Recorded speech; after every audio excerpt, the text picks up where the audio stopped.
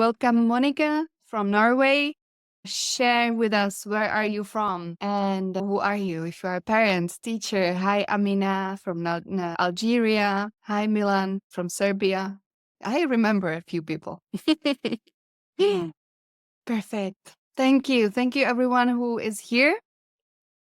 Poland, Atlanta, Croatia, Argentina. Amazing. Okay, today is only your questions. So nothing is prepared. No presentation is going to be shown.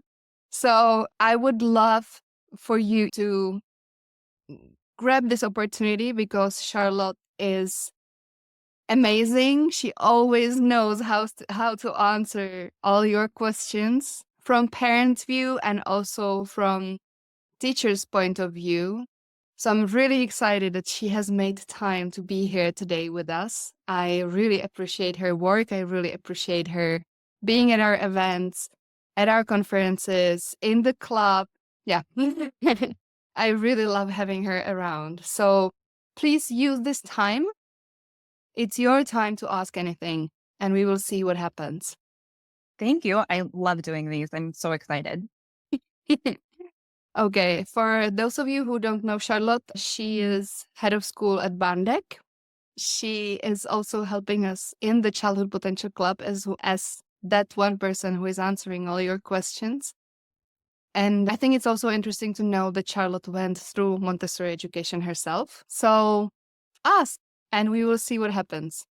And I will read the first question from the WhatsApp group. Okie doke. My question is that how do I help my child to be more outspoken, courageous, and identify things? He is currently 1 year and 2 months. Yeah. So that's a really natural time for children to kind of withdraw. You're kind of starting to be aware that the world is kind of a scary place, right? And so once you kind of know once you know the risk, you're a little more afraid of it, right? And so that's very, very natural. And children, all of us, can be independent and we can be courageous because we feel safe. And that's why, like, Montessori is founded on independence. I don't think that's new to anybody who's on this call, but the way we become independent and the way that we are brave and independent is because we feel like there's a really safe landing, that we will make mistakes, but we cannot fail. And so that really hits on some of that social emotional learning. And so being a touchstone for your child, if they want to try something new, if you have had Montessori training, or perhaps you've heard the phrase, sometimes we call it like sports casting. We also can call it narrating. I like calling it gossip. So we're talking about what somebody else is doing. It's like, oh, those children look like they're having a lot of fun swinging. I see your friend Lucy is swinging. Maybe you'd like to swing. And you're not like telling them, you're not asking them if they want to. You're just kind of like putting the idea out there. And I like to think of it as like any of that emotional stuff is we're just tossing a ball over the net, right? My only job is to keep putting opportunities out there with no expectation that something's going to come back. And then when something comes back, I'm just casually playing tennis, or I'm just casually playing ping pong with this child of like, oh, maybe this will work. And if it doesn't, I'm not making any demands. I'm just keep putting bids out there for this child to have an opportunity to do X, Y, and Z. Also really important that if a child does express fear, trepidation, anxiety, anything like that, I think it's really important to say, you look X, Y, and Z, or you seem X, Y, and Z, rather than you are X, Y, and Z. So like your face looks kind of scared right now. Do you feel startled? Rather than you are scared, because like we don't want any of these temporary states of being to become an identity. And when we use language like you are, or you make me, any of those like finite language pieces, there's a little piece of like taking that on as an identity.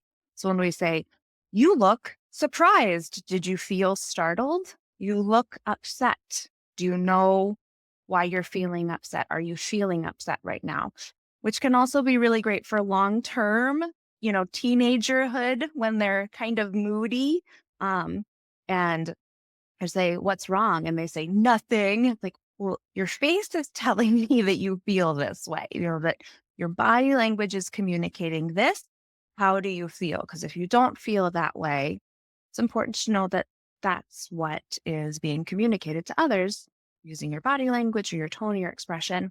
So I would say very age appropriate, developmentally appropriate, realizing that the world is a scary place, that sometimes you do get hurt, and then that's not a reason to not to do something. As children age, I like to say things like, oh, yeah, like things you might get a band-aid when you're out living your best life. When you will never, ever get hurt is if you're sitting inside staring at a wall. That's not very much fun, is it? Um, and that's not a reason not to do something.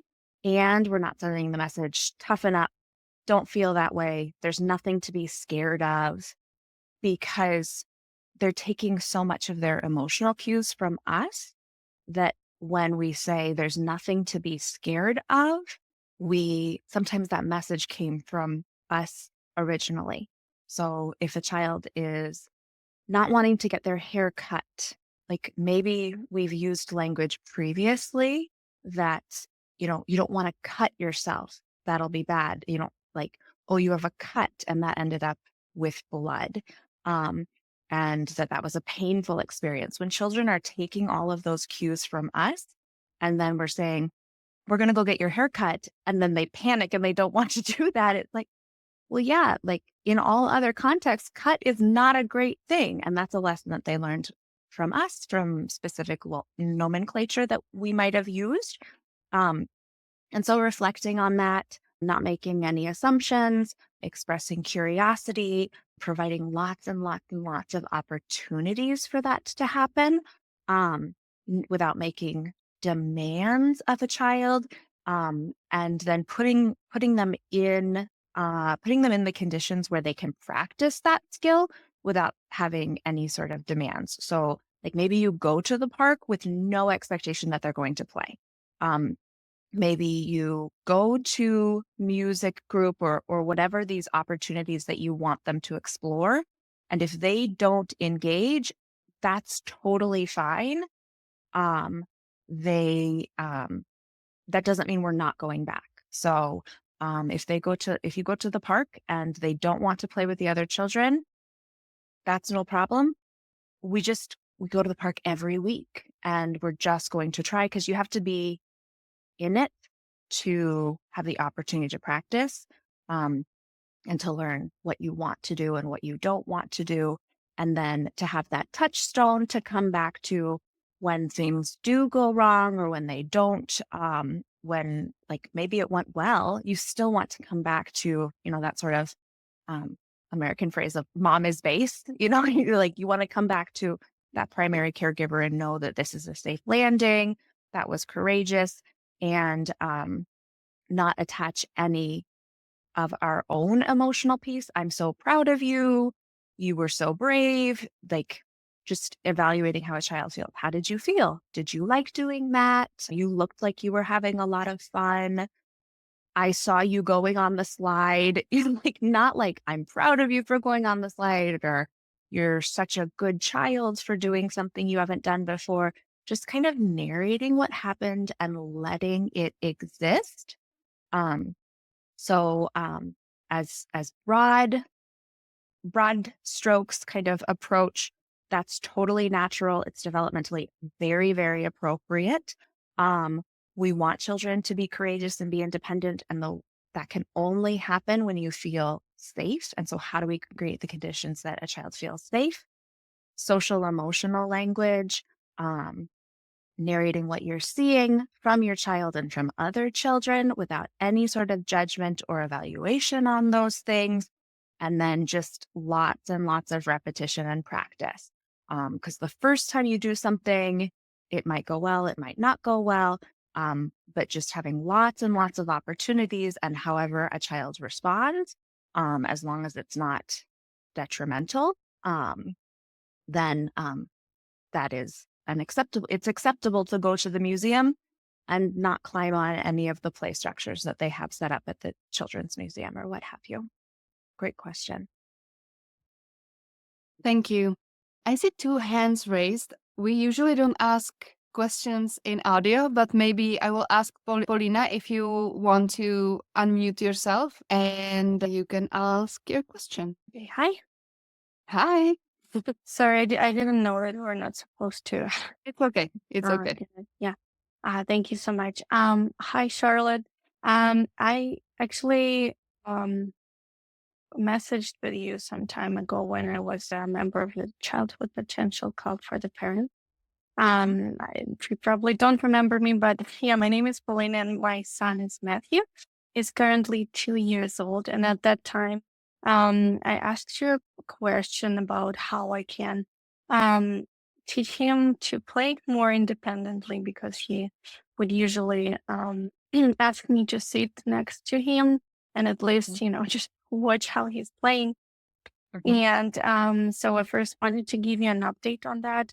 Um, I don't know if it's a coincidence or not, but like probably a week after having a conversation with you, I noticed that he started to spend much more time playing independently.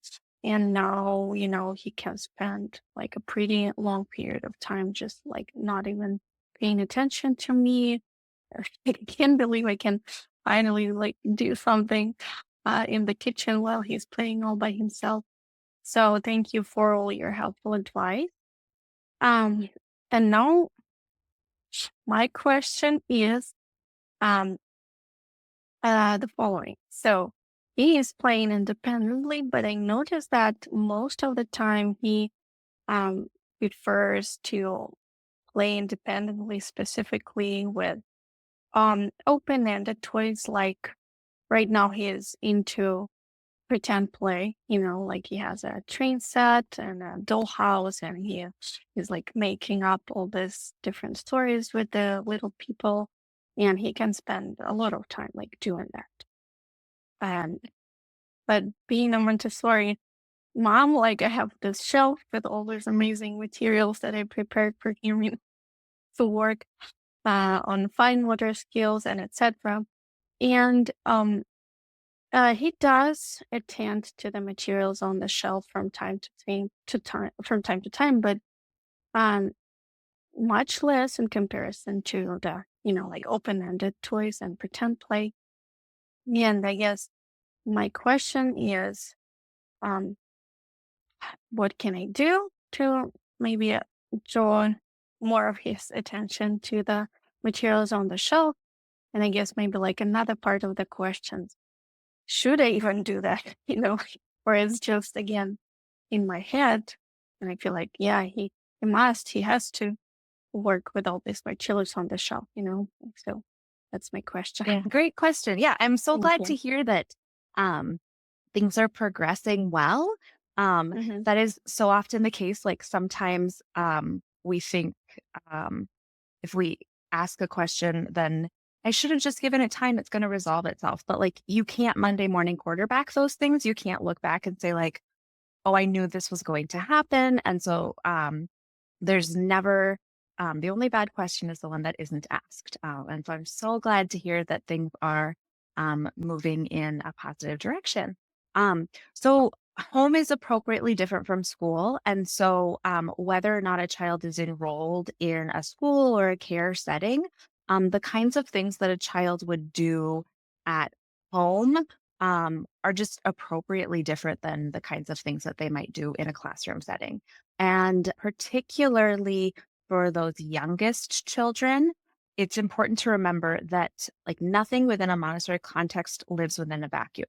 So if you're talking about like spooning or bead stringing or pouring, um, the whole purpose of those like practical life activities, the sensory motor, all of those things are to do something else. So, like discs on a dowel, hand-eye coordination, um, all of that good stuff. That's not discs on a dowel is not a that's not something I as an adult am doing in my everyday life. So it's not a skill that lives by itself. Hand-eye coordination, depth perception, that pincer grasp, moving from like the whole hand to a more refined movement. Like those are the goals of those exercises. And so whenever a child is not engaging with something, whether it's home or school, um, it tends to be a clue that they're not interested in it. And so like that sounds kind of obvious, but it's so much easier to like, I'm sure if you were talking to another parent or a teacher, like you'd be able to see that. But like we have these blinders on when it comes to our own conditions, right? Um, and so it could be either too challenging or too easy. So if a child's not using something, it's not appealing right now for whatever reason, and the reason doesn't really matter. Um, and but it's very appropriate for it to be taken away. If it's taken away and given to somebody who would have a better use for it, if it's taken away and saved for a later date, seasonal, whatever. It also sounds like a lot of the things that your son is doing are like activities in action of a lot of those skills. So like hand-eye coordination, manual dexterity, hands working in cooperation. And so maybe like give yourself a permission slip of like, what's a purpose or what are the purposes of this exercise? And is my child engaging in this activity in a different way? So, like, if they're not doing, you have a beautiful folding exercise set up with like napkins that have been sewn on. It's so beautiful. And they never choose it and they're not doing it, but they love to help you actually fold the laundry. Like, so, like, we don't need to just fold things for the sake of folding. The whole purpose is to be able to engage in purposeful folding. And then, like, sometimes children won't use something or they'll misuse something because it's too simple. They're past that developmentally, but we can get this idea in our minds, especially as Montessorians, that everything has to be perfect all the time. And that's how you demonstrate that we've mastered it. But maybe open that perspective to see, is this a skill that they've already mastered? And I can see demonstration of that mastery, or why do I want my child to do this? Like, is it important because they're not doing it and it's something I want them to be successful with, or something they're maybe struggling with, or something they've expressed interest in previously? That's the case, to then give them a reminder, I have something special I want to show you. Did you know that this was available? And even in that context, taking it away for a week or so and then bringing it back out again can kind of rejuvenate, because things tend to fade into the background until like they're kind of highlighted and to brought to your attention. And so all of those things are very appropriate things for children to be doing. You might not see them in a Montessori classroom or in a Montessori list of curriculum, but like I said, home is different from school, and that's very appropriate. And like little vehicles, little precious objects are so appealing for 2-year-olds. So, of course, he's interested in that. But how can you build on that in a way that's meeting the needs he has now? So, like maybe having a language lesson with the things that are he's naturally drawn toward, casually, like um, casually counting or casually talking about the colors. Again, in a classroom setting, we wouldn't necessarily do that for a 2-year-old, or we wouldn't put a lot of pressure there. But it would just be kind of an interesting thing to see, like, oh, you're playing with the red train. Um, can I play with the yellow train and see what they hand you? You know, like all of those kinds of things of meeting them where they are and then helping them grow to a place where we know that they can get to. Does that sound like it might help? Perfect. There was a question from Amina. Let me go back to it. It was somewhere in the beginning. Okay. How can I help my Montessori teachers balance their time between lesson preparation, observation, and documentation without feeling overwhelmed? This is kind of an uncomfortable one, isn't it? On that school side of things, as a school leader, this is something that I work with, and as gently and graciously as possible, without observation, we are not Montessori educators. Without observation, we are just adults with really cool manipulatives and really cool toys to play with. Observation guides our practice. And that's one of the things that makes a huge difference in the Montessori approach. So I'm not saying what you're 2, you should be doing this, or you're 4, you should be doing this, or this is what's next in my album. We're saying, what does this child need? What is this child's behavior demonstrating? And what, if anything, do I need to do about it? So that observation is fundamental. Without observation, we're deciding what they should do or what comes next on a timeline that's not necessarily in alignment with the child's own timeline. And that's individualized education. The individualized education component of a Montessori curriculum is not what we're doing, because we all need communication. We all need hand-eye coordination. We all need manual dexterity, all of these things. It's in what order, how long we spend acquiring a specific skill. And that can only be gained through observation.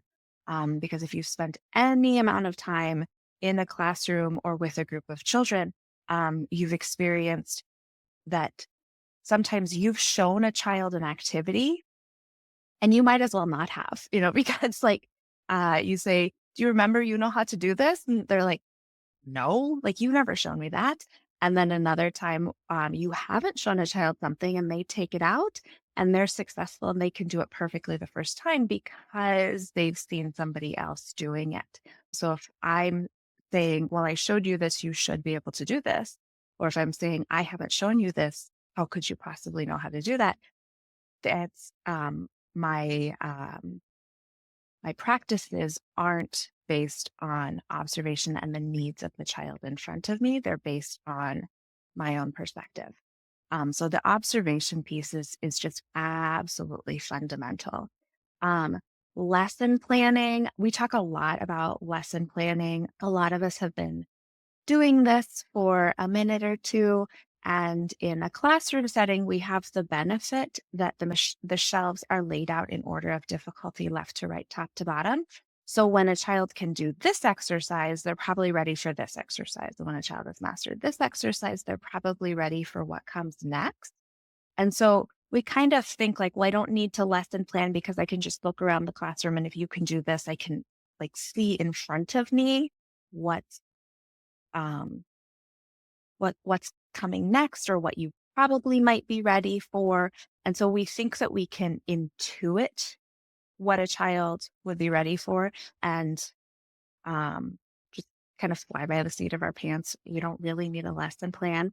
But without a lesson plan, we're reactive, we're not intentional, and we don't have a direction that we're moving in. And so the lesson plan requires us to do that reflection and that observation. What is the child working on currently? Where have they shown mastery? And in any sort of classroom or group setting, what the children see is what they repeat. And what they repeat is what they master. And so if you have a group of children who are very excited about the geometry cabinet's always going to be available. And so they're going to make a lot of progress. And without a lesson plan where you're reflecting on what is currently being done and all of the materials that are available, you're not going to show the maps, or you're not going to show the graded geometric figures, or you don't have a level of intentionality behind it. And so then the children will contagiously want to continue what they see other people doing. So they might always want to do the glue box, and the glue box might always need replenishing, and you can't keep up with cutting out enough shape, but nobody's doing painting. And so it kind of falls away. And sitting down, having an intentional lesson plan, looking at the whole curriculum really allows you and requires you to reflect on what are my internal biases. When we're making so many materials, then we have favorite material that we've created, and we just want to show those more frequently. That's very, very natural. And so that's really not unusual. Um, and so those activities get a little bit more enthusiasm, a little bit more passion, and then other things get forgotten and don't get shown. And that's not like there's no morality attached to that. That's not like, well, if you were a better person or a better teacher, you'd never do that.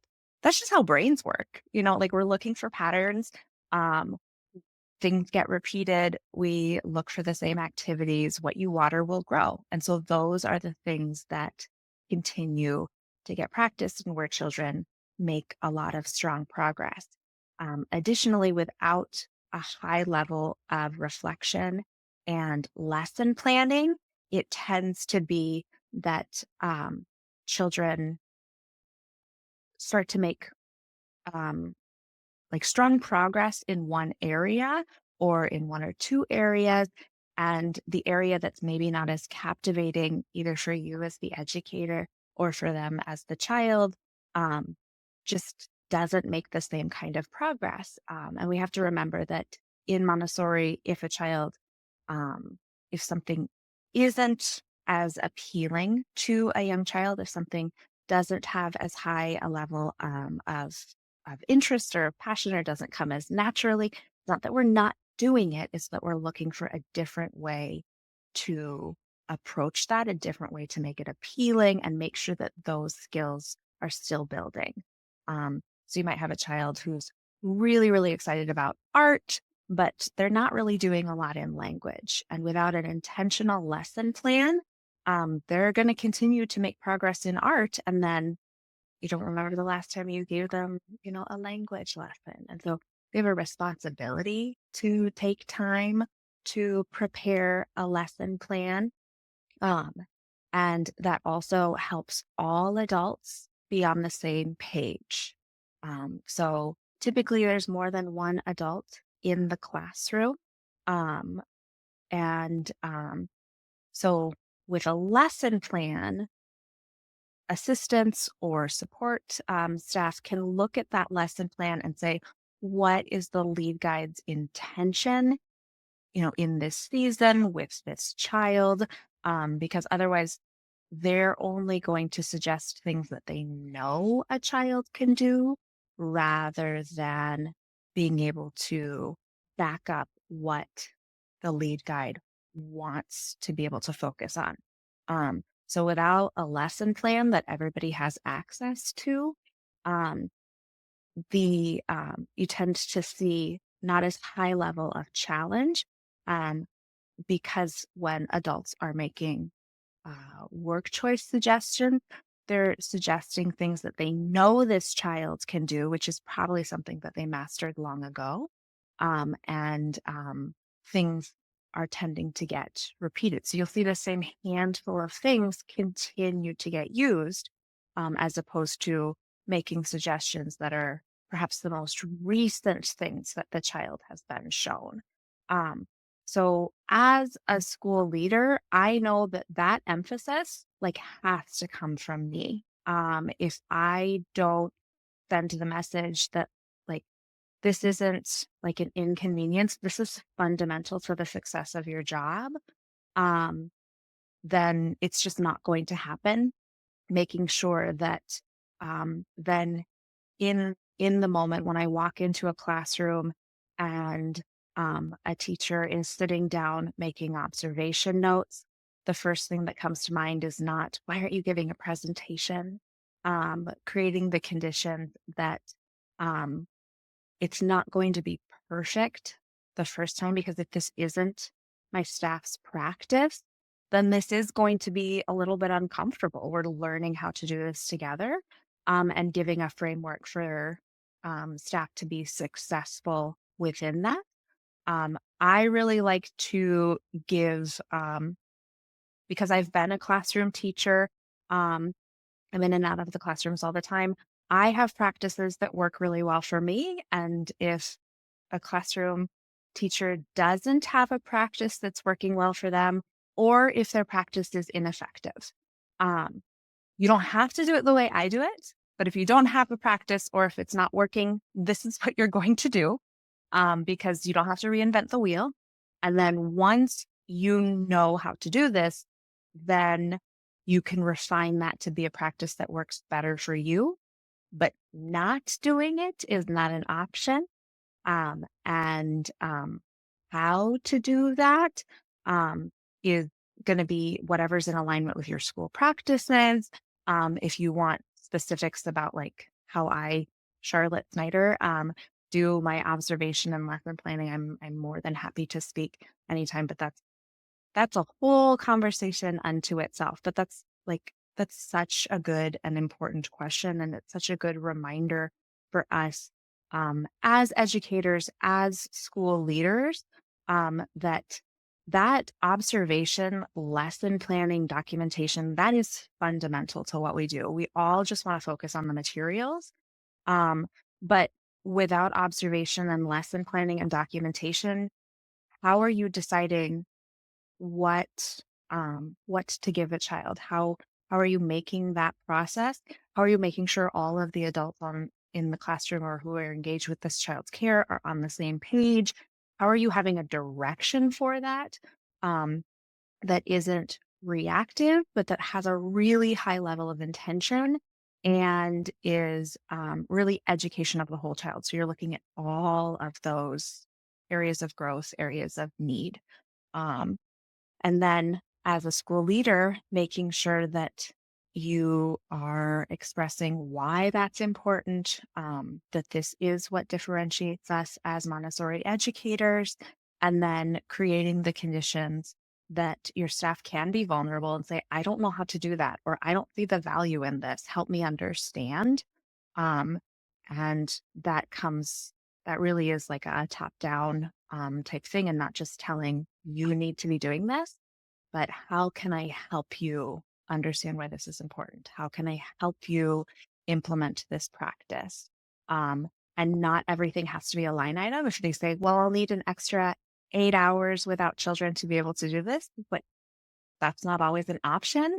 But reframing expectations, and seeing where the problem, where are the pain points, so that we can work together to address those. Because if it's not happening, there's probably a lot of assumptions happening, or unstated expectations that are reasons why it's not happening. Um, yeah, really great, really hugely important question. Thank you. Thank you. First, I wanted to ask if it's possible to write all the questions in the chat, because it will make us go a little bit faster, I would say. And I know we have only that 1 hour that we try to limit all the live talks. So at 50:55, I'm going to take the last question. Okay, one question from Laura.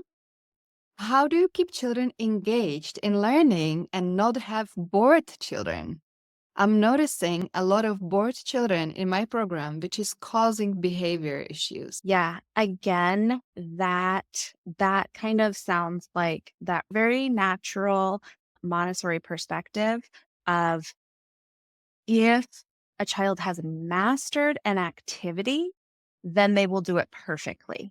And we can sometimes wait too long and go past the point where they've mastered this, and I haven't shown them something new. I haven't made note of their level of mastery, coming back to that lesson planning and observation component. So I haven't challenged them. So now they're taking out the same activity, but now they're messing around with it, or they're like banging those things together. So instead of like always perfectly doing discs on a dowel or always perfectly building with the pink tower, now they're knocking it over, or they're banging it together, or they're putting the discs on their finger, whatever it is. And we very pridefully say, like, see, they don't know how to do it, so they're not ready for what comes next. And I would challenge you to evaluate, is there any chance that at all possible that they've passed the point of readiness and they're ready for a bigger challenge? Like most of the time when I see those kinds of behavior issues, boredom, um, it's typically because like we're expecting something that's like not realistic. That if a child has mastered a material, that they will only ever do it perfectly. If a child is working with an activity, or if they've mastered that exercise, it's really natural that they're going to look for a new and creative way to work with it. And if they're not being challenged, then they're going to look for ways to challenge themselves, which can sometimes mean some challenging behaviors. So look at your lesson plan, look at your record keeping practice, whatever that looks like. Um, and like play that devil's advocate for yourself of, is there any chance that this child is ready for a higher level of challenge, and I I'm not giving it to them for whatever reason. Thank you. Question from Amina. How do I set firm boundaries while still respecting my child's autonomy? For example, when it's time to go outside, my child refuses to put on her clothes and insists on saying no. How can I handle this in a Montessori aligned way? So not everything's a choice. So sometimes we can have a consequence that is a learning experience. So when we talk about consequence, we're not talking about punishment. It just really is as a result of X, Y happens. So when your coat is on, we can go outside, which can sometimes be like they don't want to go outside. And so like they're not putting on their coat because they don't want to do the thing. And so then we have to change the narrative. So it's time to go outside. You can put on your coat, or I can. And depending on the age of the child, I tend to give like 1 or 2 reminders. And then once, once we're still having this issue, which you will still have this issue, it's not magic. They are children with free will.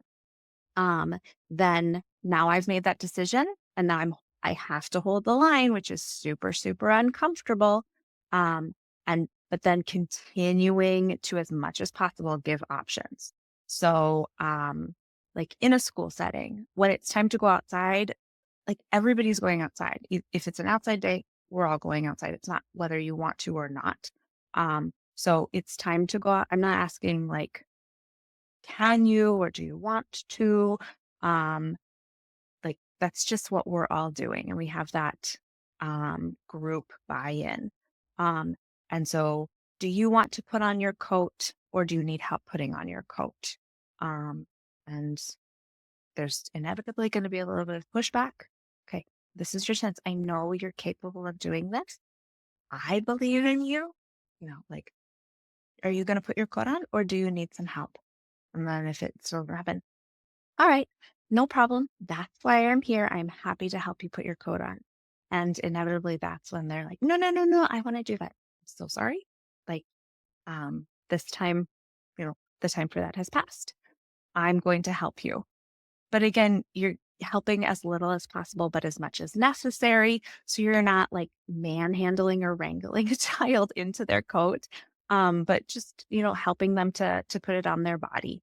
And then, do you want to put on your mittens, or do you need help? Or do you want to put on your coat or put on your hat, or do you need help? So we're just still going back to, again, as much as possible, giving the option. In a group setting, you have the benefit of like positive peer pressure. It's not something I want you to do. That's just what we're doing as a community right now. That's what all your friends are doing and you belong. Um, and in a home setting, that can sometimes be kind of tough. So uh, if you have a like one-on-one or children at home who want to do this, you have to decide, are we going outside or are we doing the thing because that's what time it is, or like that's what's important to me, or because that's what needs to happen, or because this is something a child wants. So if it's something like the child wants to go to the park, but it's not really important to you whether or not you go to the park, to give an option like um, at 3 o'clock, we'll need to come back home. You decide how much time we have at the park. If we get ready to go now really quickly, we're going to have a lot of time at the park. If it takes a long time to get ready, that's totally fine. It's not my park playtime, it's your park playtime. But we still have to come back at 3. So, unfortunately, that's not going to change. And so to give them the power, because what they're asking for is power and autonomy. And so giving them that power and autonomy within containers, within structure. So you get to decide how long we have at the park. And how long we have at the park is dependent on, how quickly everybody gets ready. So you decide how long that's going to be. And if it is something that is for them, if they don't get ready, like that's fine. That's their consequence. That's not your problem. So often, like we take on that emotional piece and we escalate um, because we're feeling stressed by the situation, but we can just drop the rope and like, well, you're not the one going on the slide. It doesn't really matter. But if it is something that you like, this is what we do every day. Going outside is an important part of the structure of your day. This isn't something that a child wants, it's something that we're going to do. Then I would go back to those. You get to decide if you want to put on your coat or if I'm putting on your coat. And if you want to put on your coat, now is your chance. Otherwise, I can put on your coat. Or offering, do you want to wear a coat or do you want to wear a sweatshirt and a hat? And then still giving as many choices as possible. So great, now that your coat's on, do you want to wear mittens or do you want to put them in your pocket? Great, now that we're ready to go, do you want to ride in the wagon or do you want to walk? Giving choices. And when a child is in this stage of testing, it's important to really keep a limit on those choices, not to give like 3 or more choices, or not to get distracted by a choice that they offer, but really sticking with choices. Either choice would be totally fine and they get to decide. You offer, maybe 2 repeats. Okay, I'll decide. Maybe next time you'll pick what you want to do. And no shame, no negativity, but we're just moving forward and then just continuing. When we get to the park, do you want to do the swings or the slide first? Just as much as possible, continuing to give those opportunities. Thank you. I will give a chance to Noah to ask her question in audio. She said it would be short and it will help her explain better. So, Yeah. Noah, it's your chance. Thank you so much. Hi, Charlotte. I'm loving everything that you're sharing, and it's very poignant to what you just shared. I recently discovered that I was very forcefully handled when I was a child, in a way that now that I'm a parent, it comes through. It feels horrible. I hate the idea of having to forcefully, even if I do it in a kind way, forcing putting the coat on or whatever it is, the shoes on because we have to leave, having to grab my daughter and put her in the car seat. And I do it with all the love and softly, but still I'm having this thing about I'm forcing her to do something that she's screaming or crying about. And it feels so horrible in my body. And so you say right about the time, you get to choose, we have the time. And then I'm like, but she doesn't understand time. So I constantly feel like I'm going power under because I'm so scared of ever making her feel like I'm physically forcing her. So any tips around that were thought Yeah. would thank you. Yeah. Thank Yeah. you so And much, Lucy. we really want to be respectful. And sometimes we have really negative memories of, being forced to do things. And sometimes you're right, like the timeliness doesn't matter. Children have a very fluid sense of time. There's also a piece of age appropriate manipulation, like, how much can I test this? We get that with like just one more drink of water or it's bedtime and like suddenly now they have to use the toilet. They figure out pretty quick what's that delaying tactic and what are they going to push back on. Um, but that's when it's big brain time. And we have to remember that it's our job to hold the line for safety. Right. So it's like, it doesn't matter whether or not you want to be in your car seat, like that's safety. Like in like in our culture, we're in a car culture and we have to be in a car seat. You have the choice of climbing in by yourself or I will put you there. Um, I know you prefer to do it yourself. I understand. This is what has to happen. And I think where like that feels so unpleasant, but when children are pushing back and when as adults we cave, that's like a lack of psychological safety. Like the 2 or the 4-year-old does not want to be in charge. Like they're demanding it. But like actually at the end of the day, they know that they do not have enough power or knowledge or agency to actually be in charge of this situation, which is why then it escalates and it gets kind of chaotic. And when children know that you are the adult, you are the authority, you can visibly see them relax. Um, and it's not immediate. They're not sitting back there, saying, "Oh, thank you so much for being in charge of me." They are trying to hulk out of their car seat, and you are the monster. But like sometimes it's your job to be the monster, and that's really unpleasant. Um, but that's where that social emotional children can't regulate if we're not regulated. I think where like any sense of harm goes in is when after we've needed to do the hard thing, then we're making it the child's fault that we had to do the hard thing. Right. And like I think that's such a natural thing. Um, to be like, well, I wouldn't have to do this if you would just cooperate. Like we want that stress relief.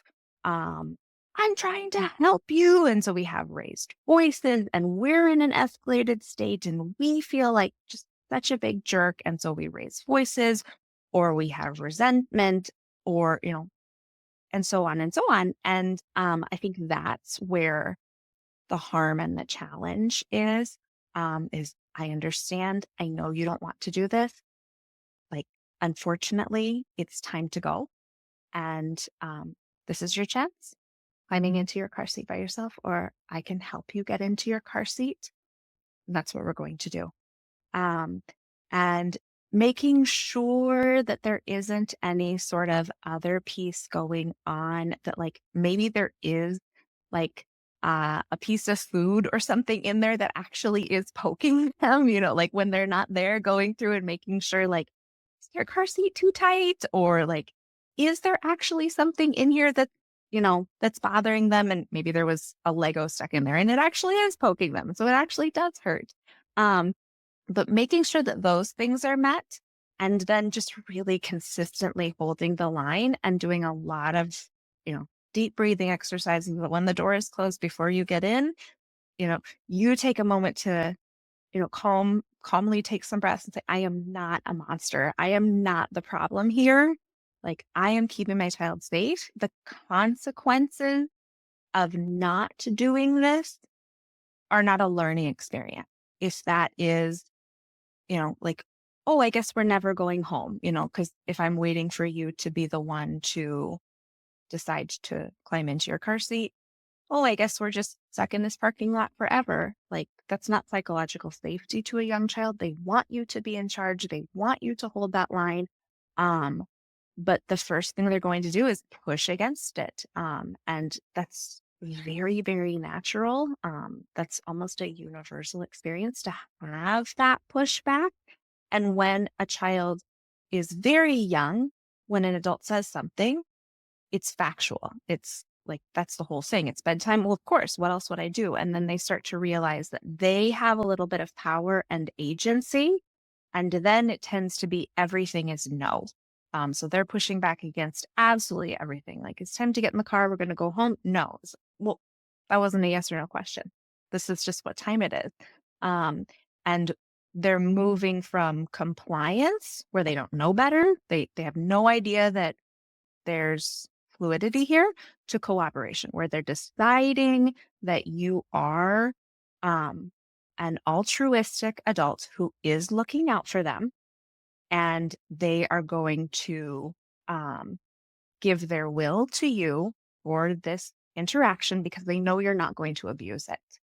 And that is such high level thinking. And I think a really important thing, it's hard to imagine, but a really important thing is giving more opportunities, giving as many opportunities as much as possible for autonomy.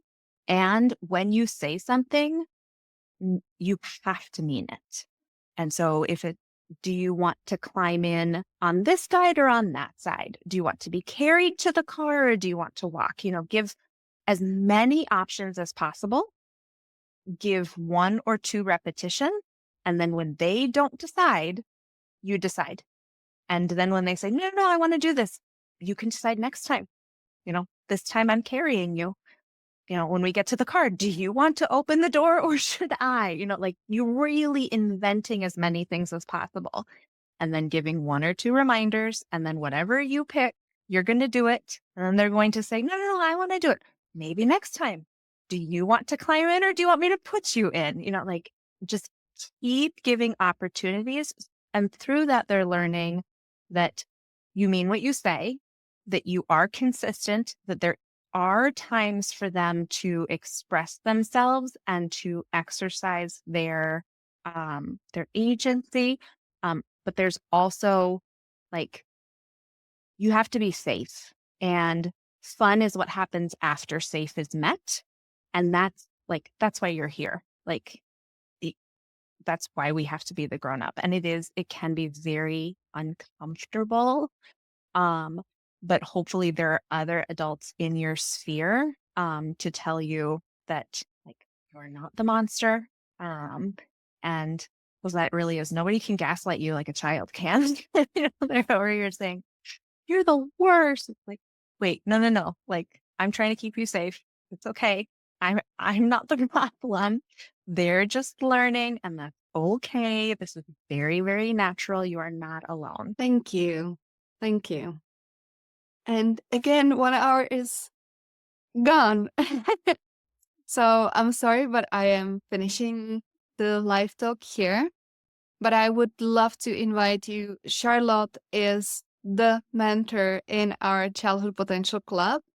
Some of you here are members of the Childhood Potential Club. Those of you who are not, Charlotte is doing a personal one-on-one guidance in the club, where you can send her audio messages on WhatsApp, or you can send her text messages, or you can come to live Zoom Q&As like this one.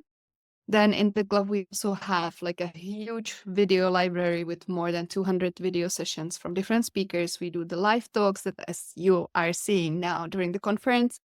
We have monthly activity toolkits where you can get inspiration for activities that you can do either at home or that you can place in the classroom. So just if you would be interested, to have more of this, the website is childhoodpotential.club. So instead of com at the end, it's club at the end. And Yeah. So if you liked these questions, it's very difficult to be brave and ask a question. But if you've participated in the Childhood Potential Club, we've had some folks on this call who have mentioned that they sent me messages. And absolutely, I remember. I love these messages. And so we have a AMA similar to this every month. The only bad question is the one that isn't asked. And then if it's uncomfortable to ask questions in a public setting, which totally understandable, as Lucy mentioned, you have access to my WhatsApp, and that comes straight to me. I get back to you as soon as possible. Paulina, not to throw you under the bus, but I will send you photos and I will send you links and I will send you as much data as possible when you're willing to ask a question, because I love to help. And I know how lonely that this parenting journey or the classroom journey that you're on, I know how difficult and how lonely it can be, but you're not alone. We're all here to help each other. And when you're willing to ask for help, you're opening the possibility that, somebody can have your back and support you. And I'm always here to be your biggest cheerleader. So yeah, if you are even a little bit interested in the Childhood Potential Club, if this was helpful, even a little bit, we do these AMAs live every month. You're welcome to bring any question you have. And then you can always have access to me with a WhatsApp, with an audio, anything like that. I'm here to be a resource. And so I love helping you, and I hope to see you again in those, either in the AMAs or in my inbox. Thank you. Thank you. And it's lovely to read messages from people who are actually in the Child Potential Club, like Monica. I can recommend the club. Marietta, Charlotte, you are brilliant as always. Thank you for that. Thank you for these messages. And thank you guys for being here, for coming live. It's incredible. It's like the 4th day of the conference. I thought that almost no one is coming today. And hey, we were almost 100 people. So thank you, thank you, thank you. And big thank you to Charlotte. I really appreciate your work. I really appreciate all the answers that you are giving to people. You are taking the time to think about it. You are really helpful. So thank you. It's a joy. I always love to do these things and to be helpful in any way. So hope to see you again another time. Yes. Perfect. Okay. I'm muting myself. I'm putting off the camera. If you have any questions, I will be 2-3 minutes more reading the chat, answering any of the questions. And I will see you tomorrow at the same time. And we are going to be talking with Amoret about neurodivergent children. And it's going to be a Q&A as well. So voila. See you tomorrow. And thank you, Charlotte, again.